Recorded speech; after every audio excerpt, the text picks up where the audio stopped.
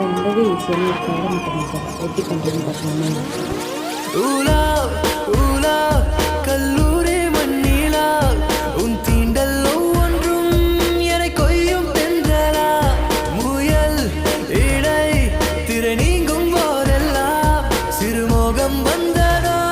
என் சேலை சென்றல்லா வெட்டமளி வானம் எங்கும் வட்டமுகம் கண்டேன் கண்டேன் நட்ட நடு நெஞ்சில்